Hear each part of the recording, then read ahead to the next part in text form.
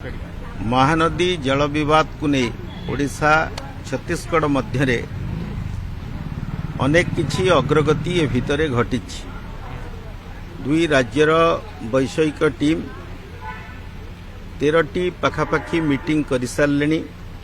मुख्य शासन सचिव स्तरीय एवं सचिव स्तरीय मीटिंग रे अनेक गुड़िए विवादीय इश्यू उपरे मध्य सहमति प्रकाश पाई सारे।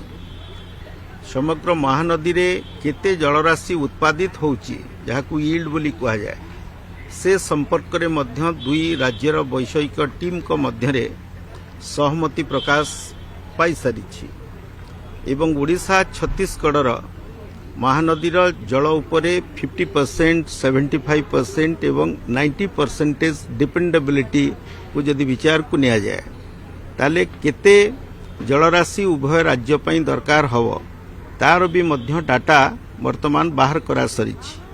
ट्रिब्यूनाल वर्तमान सुधा दुई राज्य मध्य आपोस मिलामिशा पई जो सब आलोचना हेछि सेतिरे संतोष प्रकट करचंती एवं इति मध्य दुई राज्यर वैषयिक टीम एवं वकील मान को एकाठी बसी जो केते गुड़िए इश्यू वर्तमान सुधा इरेलेवेंट बा नॉन इश्यू बोली होई जाइछि ताकू बाहर करी ये विवाद रो परिसर रु नवा पई मध्य परामर्श दैछन्ती। इति मध्य रे आमे से संपर्क रे एक मीटिंग डाकिबु।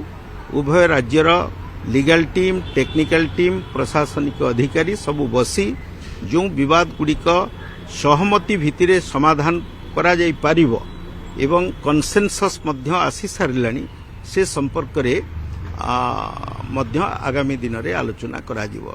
जेहेतु एटा होची विशेष करी एक राजनीतिक विषय वस्तु दुई राज्यर शीर्ष नेतृत्व उभय राज्यर मान्यवर मुख्यमंत्री ए संपर्क रे आगामी दिन रे केंद्र मध्यस्थता रे आलोचना करिवार योजना अछि। मु भाबुची महानदी समस्या जो दिगरे आगोइची गत पाखापाखी 7-8 मास धरी एथिरे सब्सटेंशियल प्रोग्रेस हेची एवं ये विवाद खूब शीघ्र समाधान हेबो।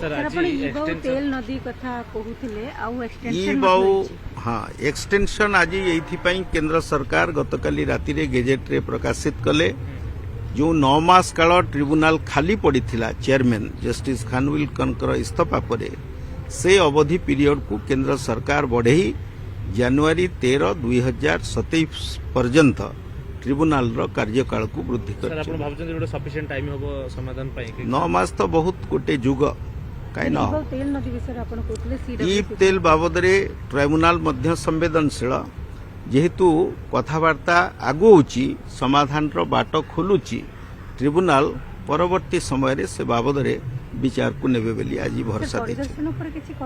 परिदर्शन उपरे ट्रिब्यूनाल रो जो असेसर माने जाइथिले से एक विस्तृत रिपोर्ट तैयारी करछन्ती। ट्रिब्यूनाल आज से रेकर्ड को प्रोसीडिंग भीतर को आनिबा पई मध्य आदेश प्रदान 20 तारीख 2:30।